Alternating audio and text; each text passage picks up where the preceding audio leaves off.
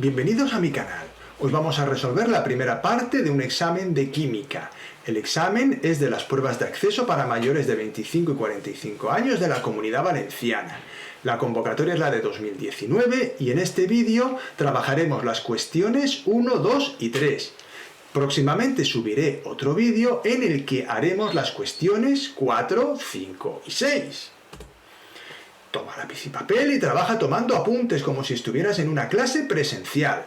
No seas un alumno pasivo como el espectador de una película, sino un alumno activo. Y antes de comenzar, si quieres seguir recibiendo vídeos como este, suscríbete al canal y activa la campanita.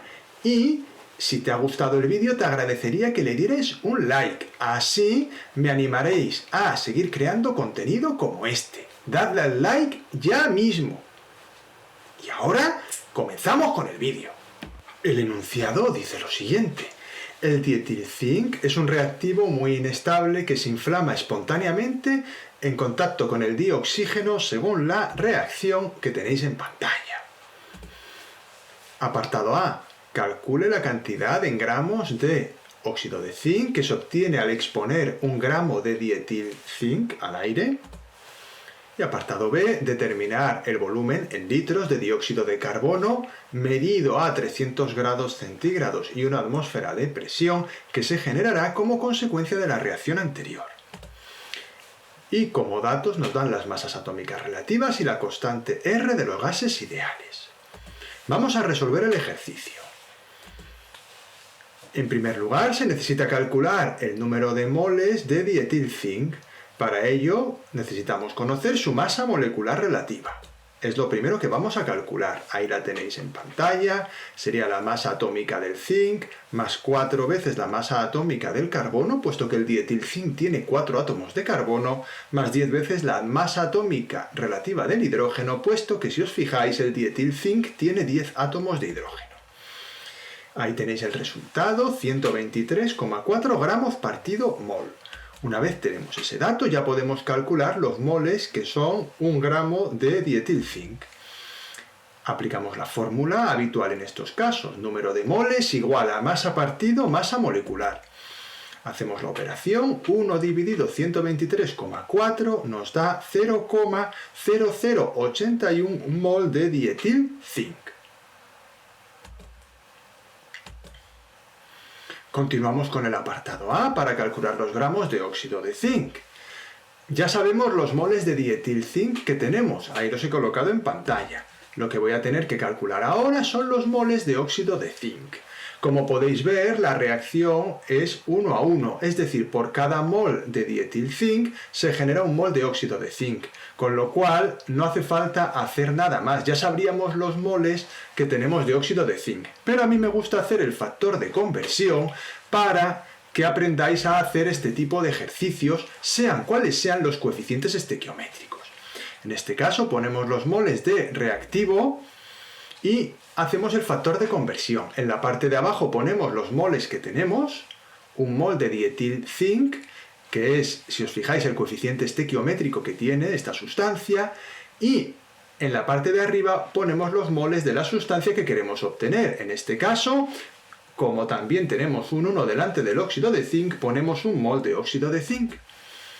Se simplifican los moles de dietilzinc y obviamente obtenemos que al hacer la reacción se obtienen 0,0081 mol de óxido de zinc. Ahora vamos a calcular los gramos de óxido de zinc, pero para ello necesitamos conocer en primer lugar su masa molecular relativa. Hacemos el cálculo, como tenéis en pantalla, obtenemos que un mol de óxido de zinc tiene una masa de 81,4 gramos. Una vez tenemos este dato, aplicamos la fórmula correspondiente, masa igual a número de moles por la masa molecular relativa. En este caso obtenemos, haciendo la operación que tenéis en pantalla, no dejéis de hacerla por vosotros mismos en vuestra hoja de papel, 0,659 gramos de óxido de zinc. Y esa sería la solución del apartado A. A partir de 1 gramo de dietilzinc se obtienen 0,659 gramos de óxido de zinc.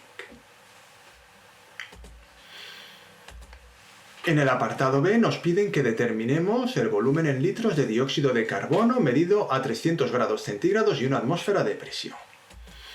La ecuación química lógicamente es la misma y los moles de dietilzinc también.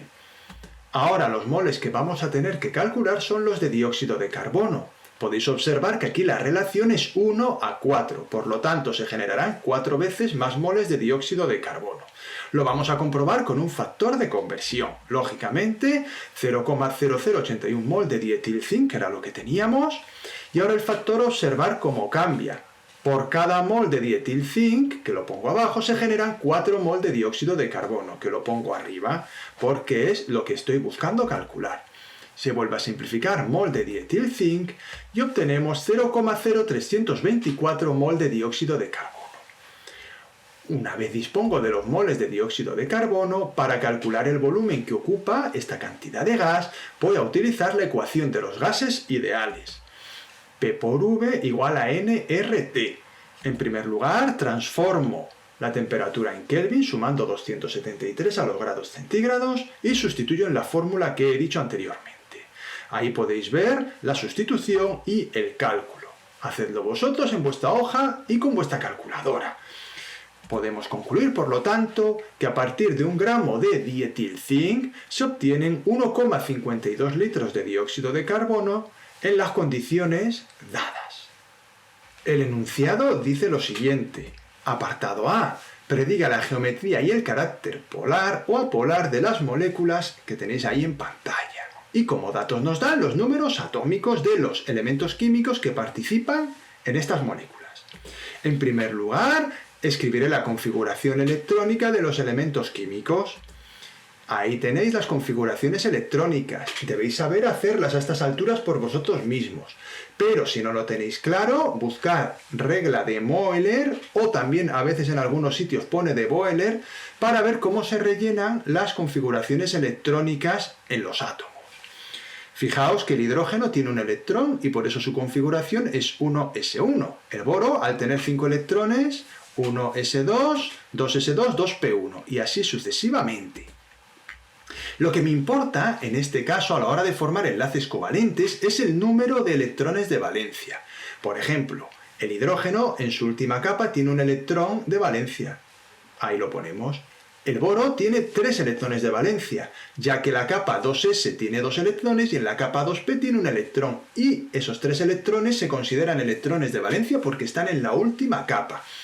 Los electrones que no están en la última capa, es decir, los electrones internos, no participan en la formación de enlaces químicos.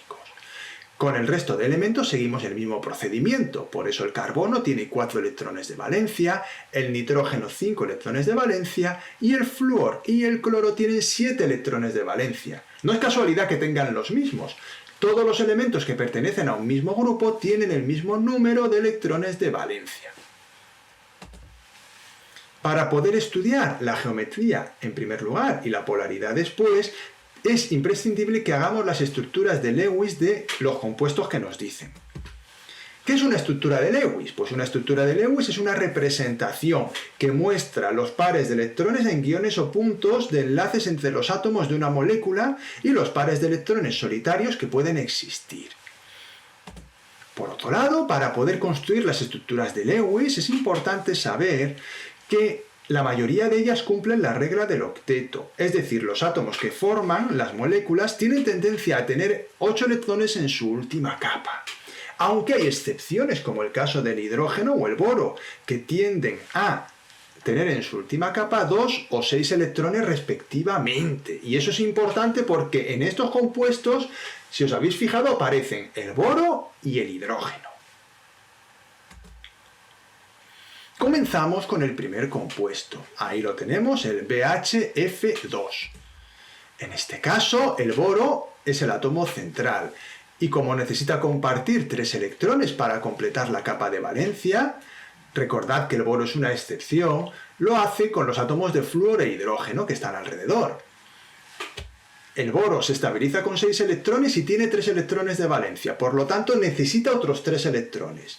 ¿Cómo los va a conseguir? Pues va a compartir un electrón con cada átomo de flúor.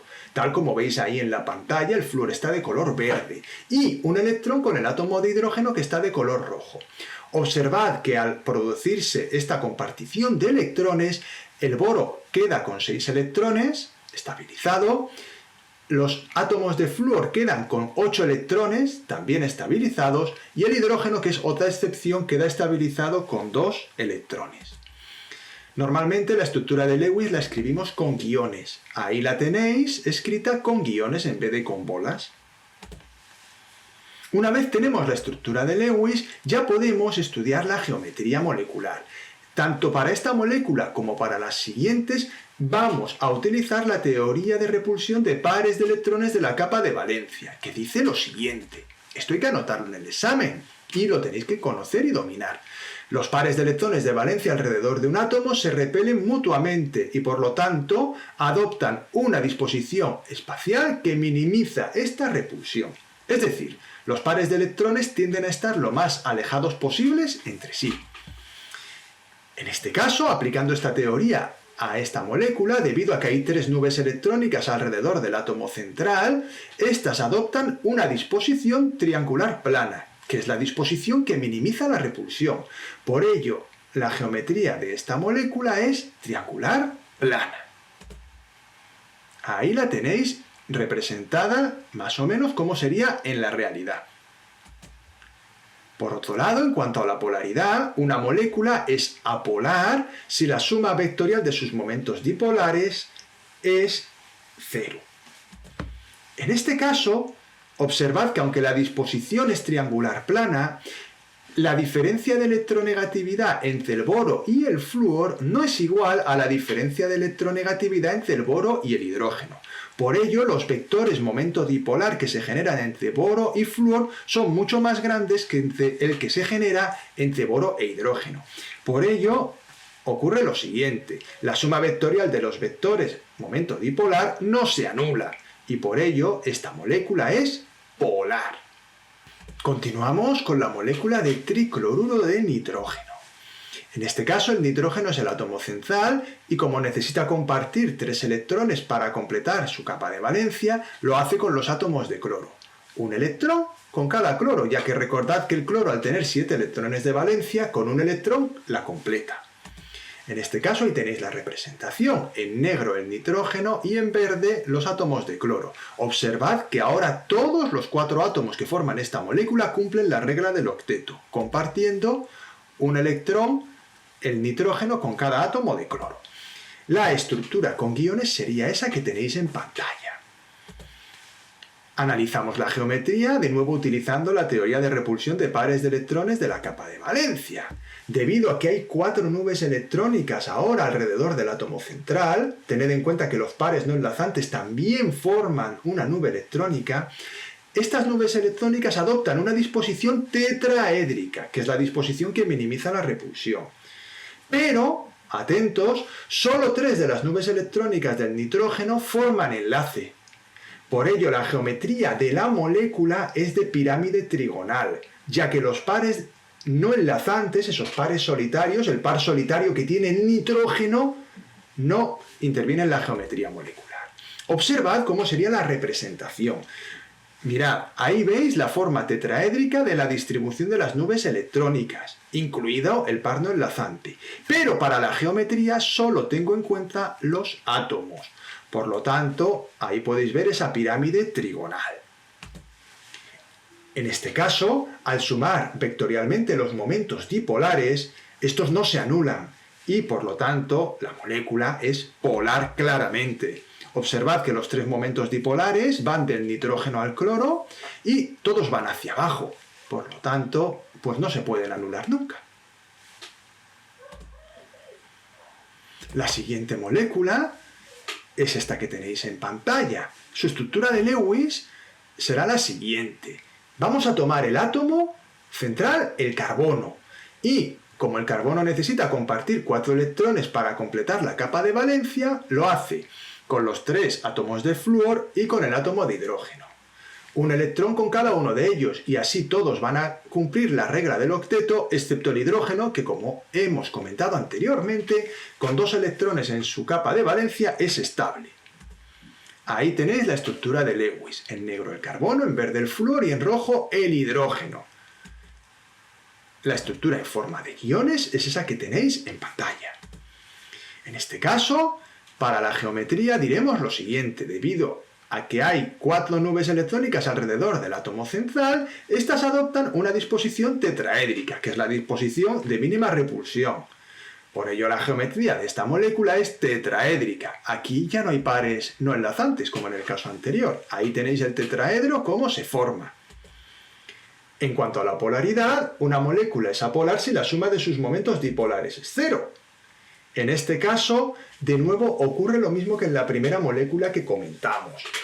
El momento dipolar que se genera entre los átomos de carbono y flúor es diferente del momento dipolar que se produce entre los átomos de carbono e hidrógeno. Por ello, al hacer la suma vectorial, no se va a anular tal como veis en pantalla y la molécula será polar.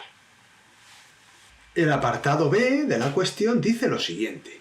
Formule o nombre, según convenga, los siguientes compuestos. Ahí tenemos el primero de los compuestos que nos proponen. En este caso es un compuesto orgánico de la familia de los alcoholes, ya que tiene una fórmula general ROH. Como tiene 3 carbonos, se utiliza el prefijo prop. Y por lo tanto su nombre será propan 1-ol o 1-propanol. Hoy en día sabéis que podemos utilizar la nomenclatura de la IUPAC, que es la primera, aunque la segunda nomenclatura que he puesto, que es la que habitualmente se enseñaba aquí en los centros de bachillerato, también se puede utilizar. Vamos con el siguiente compuesto. Etanal. Ahora nos dan el nombre. Es un compuesto orgánico de la familia de los aldehídos, porque termina en al, y su fórmula general es RCHO. En este caso, como tiene 2 carbonos, porque se utiliza el prefijo et, vamos a poner la fórmula que es la que tenéis en pantalla. CH3CHO.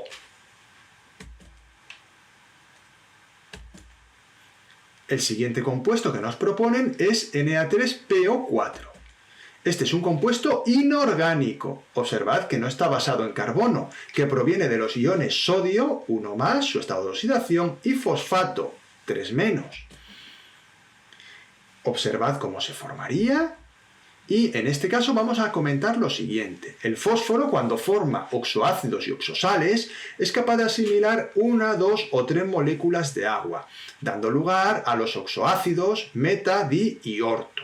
En este caso se nombra fosfato ya que el prefijo orto no se pone. Por eso el nombre de este compuesto es fosfato de sodio. Ácido clórico, compuesto inorgánico de la familia de los oxoácidos. El cloro es el átomo central y como tiene 4 posibles estados de oxidación, la terminación ico nos indica que se debe utilizar el estado de oxidación 5. Observad ahí, si fuera el estado de oxidación 1 sería hipooso, el 3 oso, el 5 ico y el 7 perico. Ahí nos quedamos con el estado de oxidación 5 y ahora podemos obtener el oxoácido correspondiente sumándole agua al cloruro que se forma con el oxígeno. En este caso, ahí lo tenéis, O5Cl2 más agua nos da H2Cl2O6 y al simplificar nos queda HClO3. Y ese es el ácido clórico. Ahí tenemos otro compuesto, K2S. Es un compuesto inorgánico, pues proviene de los iones potasio 1+ y sulfuro 2-. Mucho ojo, no se dice azufruro, como he oído alguna vez, es sulfuro, porque viene del latín. Ahí tenéis cómo se formaría el compuesto. Lógicamente, al tener el potasio estado de oxidación 1+ y el azufre 2-, pues hacen falta 2 átomos de potasio para obtener el compuesto neutro. Por lo tanto, este compuesto, que es un compuesto iónico, tiene un nombre de sulfuro de potasio. Y ahí estaría terminado el ejercicio.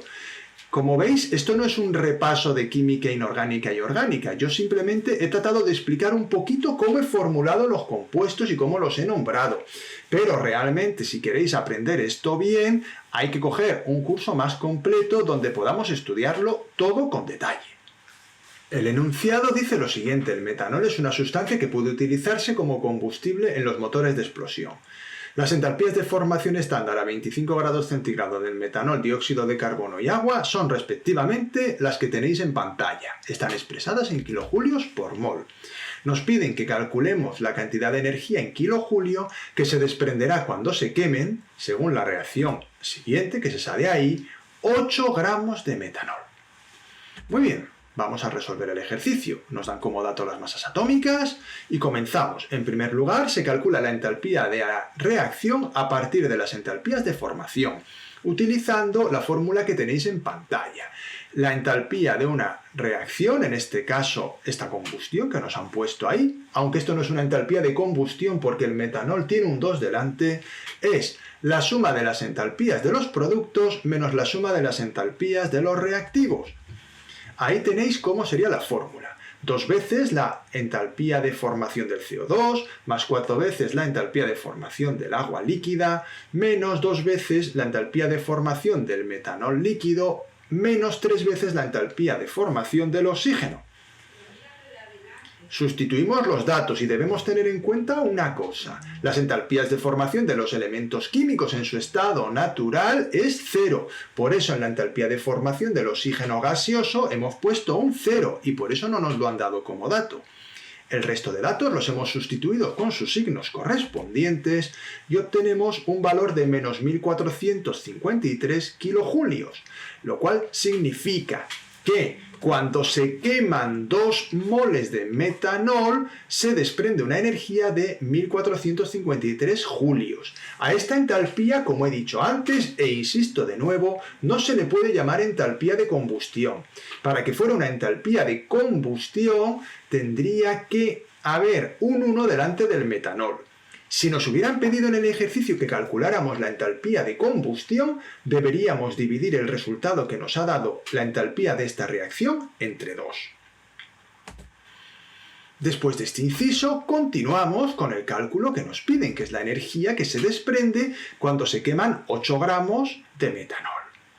En este caso, lo que vamos a hacer es calcular en primer lugar los moles de metanol, y como tenemos los datos de las masas atómicas del carbono, el hidrógeno y el oxígeno, calculamos en primer lugar la masa molecular del metanol, que como veis en pantalla es 32 gramos partido mol, y los moles de metanol son 0,25. Al obtener esos moles, dividiendo la masa entre su masa molecular.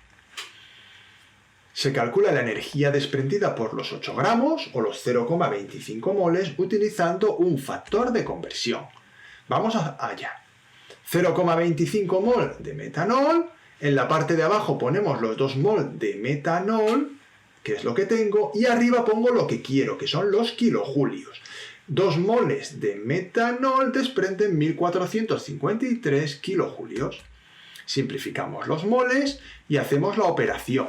Como podéis ver, al operar se obtienen 181,625 kilojulios y ya podemos dar la solución. Al quemar 8 gramos de metanol se desprenden 181,625 kilojulios. El valor numérico del calor no se pone con signo negativo, ya que lo que debemos hacer es indicar que la energía se desprende. Y hasta aquí ha llegado la resolución de esta primera parte del examen. Como habéis podido ver, la cuestión 2 es la más larga con diferencia, y ya os adelanto que es la más larga del examen con muchísima diferencia. Por lo tanto, es algo que debéis tener en cuenta a la hora de elegir las preguntas que vais a responder en un examen. Saber un poco qué cuestiones os van a costar más tiempo y cuáles os van a costar menos tiempo. Espero que el vídeo os haya ayudado a resolver las dudas que pudierais tener. Se agradecería que le dierais like al vídeo y si queréis seguir recibiendo vídeos como este, suscribíos al canal y activad la campanita. Muchas gracias por vuestra atención y nos vemos en el siguiente vídeo.